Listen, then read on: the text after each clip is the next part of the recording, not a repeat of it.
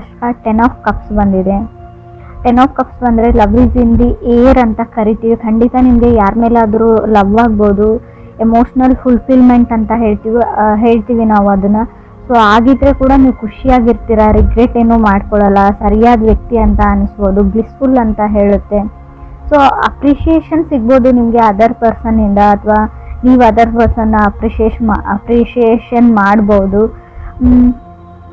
ಕೆಲವ್ರಿಗೆ ತುಂಬ ಸ್ಕಿನ್ನಲ್ಲಿ ಗ್ಲೋ ಇರುತ್ತೆ ಅಂತ ಕೂಡ ಕಾರ್ಡ್ ಹೇಳ್ತಾ ಇದೆ. ಕಾಮ್ನೆಸ್ ಇನ್ ಲೈಫ್ ಅಂತ ಹೇಳ್ಬೋದು, ಪೀಸ್ಫುಲ್ನೆಸ್ ಇರುತ್ತೆ ಅಂತ ಹೇಳ್ಬೋದು. ಸ್ಟೆಬಿಲಿಟಿ ಹೇಳ್ತೀನಿ. 10 ಆಫ್ ಕಪ್ಸ್ ನೀವೇನು ಅಂದ್ಕೊಂಡಿರ್ತೀರ ಕೆಲವೊಂದು ಔಟ್ಪುಟ್ಗಳು ನಿಮಗೆ ಸಿಗುತ್ತೆ ಈ ಮಂತ್ ಅವ್ರಿಗೆ ಅಂತ ಹೇಳುತ್ತೆ, ಲವ್ ಲೈಫಲ್ಲಿ ಸ್ಪೆಷಲಿ. ಸೊ ಆಫರ್ಸ್ ಬರುತ್ತೆ, ಪ್ರಪೋಸಲ್ಸ್ ಬರುತ್ತೆ, ನಿಮಗೆ ಚೆನ್ನಾಗಿರೋ ಮನೆತನ, ಚೆನ್ನಾಗಿರೋ ಫ್ಯಾಮ್ಲಿ ಕಡೆಯಿಂದ ಆಫರ್ಸ್ ಬರುತ್ತೆ ಅಂತ ಕೂಡ ಹೇಳ್ಬೋದು. ಸೆಟಲ್ ಆಗಿರೋ ಫ್ಯಾಮ್ಲಿ ಇರುತ್ತೆ ಅವ್ರದ್ದು. ಸೆಕೆಂಡ್ ಕಾರ್ಡ್ ನನಗೆ ನೈಟ್ ಆಫ್ ವಾಂಡ್ಸ್ ಬಂದಿದೆ. 10 ಆಫ್ ಕಪ್ಸ್ ಮತ್ತು ನೈಟ್ ಆಫ್ ವಾಂಡ್ಸ್ ಬಂದರೆ ನೀವು ಯಾರನ್ನು ಅಟ್ರ್ಯಾಕ್ಟ್ ಮಾಡ್ತೀರಾ, ಯಂಗರ್ ಪರ್ಸನ್ ಇದ್ದಾರೆ ಅವರು ನಿಮಗಿಂತಲೂ, ಯಾವಾಗಲೂ ನಿಮ್ಮನ್ನು ಅಬ್ಸರ್ವ್ ಮಾಡ್ತಾರೆ, ನೋಡ್ತಾ ಇರ್ತಾರೆ ಅಂತ ಹೇಳ್ಬೋದು. ಬಟ್ ಅವರು ಸೆಟ್ಲಿಂಗ್ ಟೈಪ್ ಪರ್ಸನ್ ಅಲ್ಲ, ಅವರು ಸೆಟಲ್ ಆಗಬೇಕು ಅಂತ ಕೂಡ ಅಂದ್ಕೊಂಡಿಲ್ಲ ಇಷ್ಟು ಬೇಗ ಅಂತ ಕೂಡ ಹೇಳ್ತಾ ಇದೆ card. May be past life connection ಅಂತ ಹೇಳ್ತೀನಿ ನಾನು. ಅಂದರೆ ಯಾರನ್ನಾದ್ರೂ ನೋಡಿದಾಗ ನಿಮ್ಗೆ ಅನಿಸುತ್ತೆ ಈ ವ್ಯಕ್ತಿ ನಮಗೆ ಮುಂಚೆನೇ ಪರಿಚಯ ಇರೋ ಥರ. ಸೊ ಆ ಥರ ವ್ಯಕ್ತಿ ಅಂತ ಹೇಳ್ಬೋದು. ತುಂಬ ನೀವು ಮಾತಾಡಬಾರ್ದು ಅಥವಾ ರೆಸ್ಪಾನ್ಸ್ ಮಾಡ್ಬೋದು ಮೆಸೇಜ್ಗೆ, ಕಾಲ್ಗೆ, ಅಂದರೆ ತುಂಬ ಟ್ರಿಗರಿಂಗ್ ಇರುತ್ತೆ ಅಂತ ಹೇಳ್ಬೋದು. ಅವ್ರನ್ನ ನೋಡದೆ ಅಥವಾ ಅವ್ರಿಗೆ ರೆಸ್ಪಾನ್ಸ್ ಮಾಡದೆ ನಿಮ್ಗೆ ಇರದೇ ಇರೋಕ್ಕಾಗಬಹುದು ಅಂತ ಕಾರ್ಡ್ ಹೇಳ್ತಾ ಇದೆ. ಥರ್ಡ್ ಕಾರ್ಡ್ ನನಗೆ ಕ್ವೀನ್ ಆಫ್ ಕಪ್ಸ್ ಬಂದಿದೆ. ತುಂಬ ಫ್ರೆಂಡ್ಲಿ ಕೈಂಡ್ ಆಫ್ ಎನರ್ಜಿ ಇರುತ್ತೆ ಆ ವ್ಯಕ್ತಿದು ಅಂತ ಹೇಳ್ಬೋದು. ಹಿಂದೆ ಅವರು ಮೋಸ ಹೋಗಿದ್ದಾರೆ ಅಂತ ಹೇಳ್ಬೋದು, ತುಂಬ ಸರ್ತಿ ಅವ್ರು ಮೋಸ ಹೋಗಿದ್ದಾರೆ ಅಂತ ಕೂಡ ಹೇಳ್ತಾರೆ. ಯಾರೋ ಅವ್ರಿಗೆ ಮೋಸ ಮಾಡಿದ್ದಾರೆ, ನಂಬಿಕೆ ದ್ರೋಹ ಮಾಡಿದ್ದಾರೆ ಅಂತ ಕೂಡ ಹೇಳ್ಬೋದು. ಕಾರ್ಡ್ಸ್ ಅದನ್ನೇ ಹೇಳ್ತಾ ಇದೆ. ಕೆಲವ್ರಿಗೆ ಸಿಂಗಲ್ ಇರೋರಿಗೆ ಸಿಂಗಲ್ ಆಗಿರಲ್ಲ ಅಂತ ಹೇಳುತ್ತೆ. ಕಮಿಟ್ಮೆಂಟ್ ಆ್ಯಂಡ್ ರಿಲೇಷನ್ಶಿಪ್ ಇದೆ ನಿಮಗೆ ಕೂಡ ಕಾರ್ಡ್ಸ್ ಹೇಳ್ತಾ ಇದೆ. ಫೋರ್ತ್ ಕಾರ್ಡ್ ನನಗೆ 8 ಆಫ್ ಸಾರ್ಟ್ಸ್ ಬಂದಿದೆ. ಖಂಡಿತವಾಗ್ಲೂ ನೀವು ಯಾವುದಾದ್ರು ಮೆಸೇಜೋ ಮೇಲೋ ಅಥವಾ ಕಾಲ್ಗೆ ವೇಟ್ ಮಾಡ್ತಾ ಇದ್ರೆ ಯು ವಿಲ್ ಗೆಟ್ ಮೆಸೇಜ್ ಅಂತ ಕಾರ್ಡ್ ಹೇಳ್ತಾ ಇದೆ.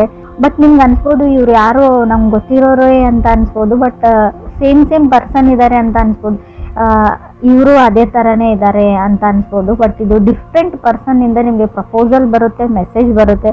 ಇವರು ಎಲ್ಲರ ಥರ ಅಲ್ಲ ಅಂತ ಕಾರ್ಡ್ ಹೇಳ್ತಾ ಇದೆ. ಮೇ ಬಿ ನೀವು ಎಲ್ಲರ ಥರ ಅಲ್ಲ. ಕ್ರಾಸ್ ವಾಚರ್ಸ್ ಯಾರಾದರೂ ರೀಡಿಂಗ್ ನೋಡ್ತಾ ಇದ್ರೆ, ಸೊ ನಿಮಗೆ ಗೊತ್ತಿರೋ ಅಥವಾ ನಿಮ್ಗೆ ಇಷ್ಟ ಆಗ್ತಾ ಇರೋ ವ್ಯಕ್ತಿ ಸೊ ಎಲ್ಲರ ಥರ ಅಲ್ಲ ಅಂತ ಕಾರ್ಡ್ ಹೇಳ್ತಾ ಇದೆ. ಫಿಫ್ತ್ ಕಾರ್ಡ್ ನನಗೆ ಡೆವಿಲ್ ಕಾರ್ಡ್ ಬಂದಿದೆ. ಹೇಳ್ತೀವಲ್ಲ ನಮಗೆ ನಾವೇ ಶತ್ರುಗಳು ಅಂತ, ಹಾಗೆ ಡೆವಿಲ್ ಕಾರ್ಡ್ ಬಂದರೆ ನಿಮಗೆ ನೀವೇ ಶತ್ರು ಆಗ್ತಾ ಇದ್ದೀರಾ ಅಂತ ಹೇಳ್ಬೋದು. ಫಿಯರ್ ಆಫ್ ಕಮಿಟ್ಮೆಂಟ್ ಅಂತ ಹೇಳ್ತೀವಿ. ಯಾರ ಜೊತೆನಾದರೂ ಕಮಿಟ್ ಆಗೋಕ್ಕೆ ನಿಮ್ಗೆ ಭಯ ಆಗ್ತಾ ಇದೆ ಇತ್ತೀಚೆಗೆ ಅಂತ ಹೇಳ್ಬೋದು. ಯಾಕಂದರೆ ಎಲ್ಲರೂ ಅದೇ ಥರನೇ ಇರ್ತಾರೆ, ಎಲ್ಲರೂ ಮೋಸ ಮಾಡೋ ವ್ಯಕ್ತಿಗಳು, ಎಲ್ಲರೂ ಸ್ವಾರ್ಥಿಗಳು ಅಂತ ನಿಮ್ಗೆ ಅನಿಸ್ಬೋದು. ಅಥವಾ ವೈಸ್ ವರ್ಸ ರೀಡಿಂಗ್ ಇದು ಅದರ್ ಪರ್ಸನ್ಗೂ ಹಿಂಗೆ ಅನಿಸ್ಬೋದು, ನೀವು ಎಲ್ಲರ ಥರನೇ ಅಂತ ಅನಿಸ್ಬೋದು. ಸಿಕ್ಸ್ತ್ ಕಾರ್ಡ್ ನನಗೆ ಏಸ್ ಆಫ್ ಕಪ್ಸ್ ಬಂದಿದೆ. May be coming from hurt ಅಂತ ಹೇಳುತ್ತೆ. ನಿಮಗೆ ಮುಂಚೆ ತುಂಬ ಹರ್ಟ್ ಆಗಿರ್ಬೋದು ಅಥವಾ ಅದರ್ ಪರ್ಸನ್ಗೆ ತುಂಬ ಹರ್ಟ್ ಆ್ಯಂಡ್ ಡ್ರಾಮಾನ ನೀವು ನೋಡಿದ್ದೀರಾ. ಬಟ್ ಇಲ್ಲಿ ಅಂದರೆ ಮೂನ್ ಬೇಸ್ ನಕ್ಷತ್ರ ಅಂತ ಹೇಳ್ತೀವಿ. ಸ್ವಲ್ಪ ಮೂಡಿ ಇರ್ತಾರೆ ಆ ಪರ್ಸನ್, ನೀವು ಅಥವಾ ಅದರ್ ಪರ್ಸನ್ ತುಂಬ ಮೂಡಿ, ಜಾಸ್ತಿ ಮಾತಾಡಲ್ಲ. ಸೊ ಯಾವಾಗಾದರೂ ಮೂಡ್ ಬಂದಾಗ ಅಷ್ಟೇ ತುಂಬ ಮಾತಾಡ್ತೀರಾ, ಇಲ್ಲ ಅಂದರೆ ಇಲ್ಲ, ಸುಮ್ಮನೆ ಇರ್ತೀರಾ ಅಂತ ಕೂಡ ಏಸ್ ಆಫ್ ಕಪ್ಸ್ ಹೇಳ್ತಾ ಇದೆ. ಸೆವೆಂತ್ ಕಾರ್ಡ್ ನಮಗೆ ಹೈರ್ ಫ್ರೆಂಡ್ ಬಂದಿದೆ. ಹೈರ್ ಫ್ರೆಂಡ್ ಕಾರ್ಡ್ನ ನಾವು ಮ್ಯಾರೇಜ್ ಪ್ರಪೋಸಲ್ ಕಾರ್ಡ್ ಅಂತ ಹೇಳ್ತೀವಿ. ಪ್ರಪೋಸಲ್, ರಿಲೇಷನ್ಶಿಪ್, ಮ್ಯಾರೇಜ್ ಅಂತ ಹೇಳ್ಬೋದು. ಯು ನೀಡ್ ಟು ರೆಡಿ ಅಂತ ಹೇಳ್ತೀನಿ. ನಿಮಗೆ ಮನೆಯಲ್ಲಿ ಏನಾದರೂ ಪ್ರಪೋಸಲ್ ಹುಡುಕ್ತಾ ಇದ್ದಾರೆ, ಮದುವೆ ಮಾಡಬೇಕು ಅಂತ ಅಂದ್ಕೊಂಡಿದ್ದಾರೆ ಫ್ಯಾಮ್ಲಿ ಅಂದರೆ ನೀವು ರೆಡಿಯಾಗಿರಿ ಅಂತ ನಾನು ಹೇಳ್ತೀನಿ. ಯಾಕಂದರೆ ಇಷ್ಟರಲ್ಲೇ ನಿಮ್ಮ ಮದುವೆ ಫಿಕ್ಸ್ ಆಗುತ್ತೆ, ಸೊ ಎಂಗೇಜ್ಮೆಂಟ್ ಫಿಕ್ಸ್ ಆಗುತ್ತೆ ಅಂತ ಕೂಡ ಕಾರ್ಡ್ಸ್ ಹೇಳ್ತಾ ಇದೆ. ನಿಮಗೆ ಟೈಮ್ ಬೇಕು ಅದು ಇದು ಅಂದರೆ ನೀವು ಫ್ಯಾಮ್ಲಿಗೆ ಮುಂಚೆನೇ ಹೇಳಿಬಿಡಿ, ಇಲ್ಲಾಂದರೆ ಎಲ್ಲನೂ ಸಡನ್ ಆಗಿ ನಡೆದು ಹೋಗುತ್ತೆ ಅಂತ ಕೂಡ ಕಾರ್ಡ್ಸಲ್ಲಿ ಶೋ ಆಗ್ತಾ ಇದೆ. ಸೊ ಇದಕ್ಕೆ ನೀವು ವೇಟ್ ಮಾಡ್ತಾ ಇರೋರಿಗೆ ನಾನು ಕಂಗ್ರಾಟ್ಸ್ ಹೇಳ್ತೀನಿ. 8 ಕಾರ್ಡ್ ನನಗೆ ಫೂಲ್ ಕಾರ್ಡ್ ಬಂದಿದೆ. ತುಂಬ ನಿಮಗೆ ಭಯ ಇದೆ ಯಾರನ್ನಾದರೂ ನಂಬಕ್ಕೆ ಅಂತ ಅನಿಸುತ್ತೆ. ಸೊ ಟ್ರಸ್ಟ್ ಇಶ್ಯೂಸ್ ಅಂತ ಹೇಳ್ಬೋದು. ಯಾರನ್ನೂ ಎಲ್ಲರ ಮೇಲೂ ನಂಬಿಕೆ ಕಳ್ಕೊಂಡಿದ್ದೀರಾ ಕೆಲವರು ಅಂತ ಹೇಳುತ್ತೆ, ಎಲ್ರಿಗೂ ಅಲ್ಲ.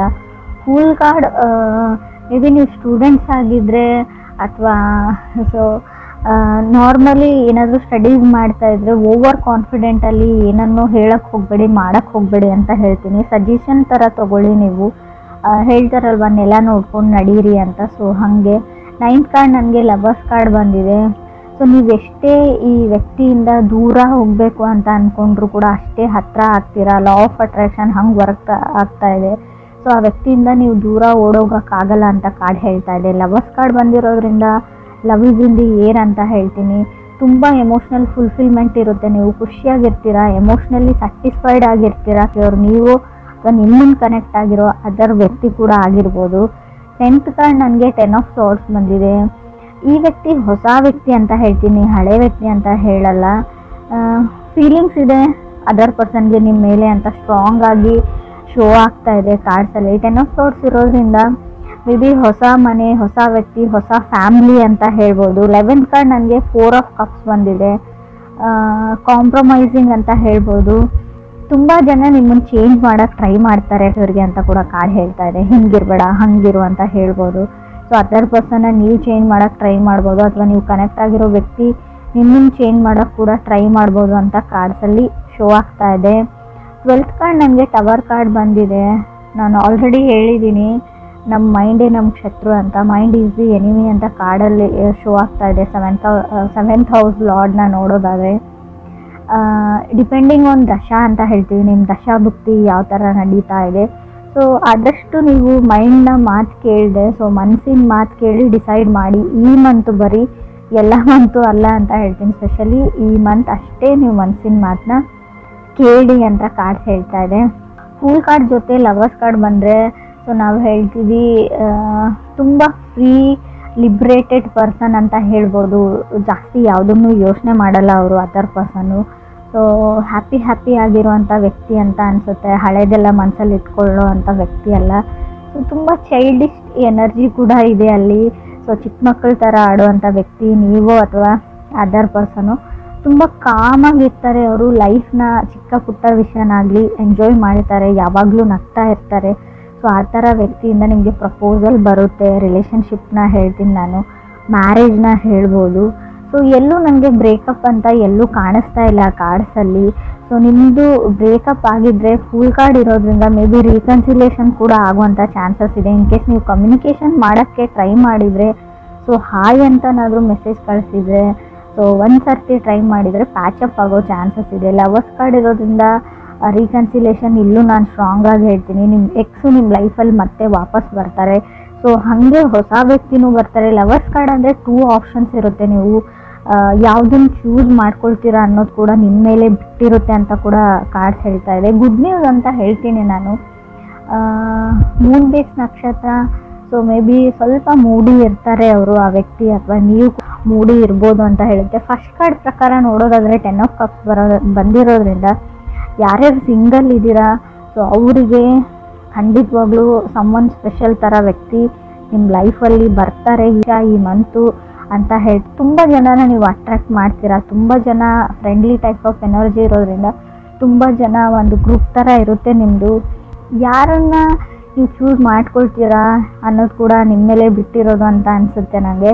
8 ಆಫ್ ಸಾರ್ಡ್ಸ್ ಕಾರ್ಡ್ ಇರೋದ್ರಿಂದ ಖಂಡಿತವಾಗ್ಲೂ ಕಮ್ಯುನಿಕೇಷನ್ನ ನಾನು ಹೇಳ್ತೀನಿ. ನೀವು ಯಾವುದಾದ್ರೂ ಮೆಸೇಜ್ಗೋ ಅಥವಾ ಕಾಲ್ಗೋ ವೇಟ್ ಮಾಡ್ತಾ ಇದ್ದರೆ you will get a message ಅಂತ ಕಾರ್ಡ್ ಹೇಳ್ತಾ ಇದೆ.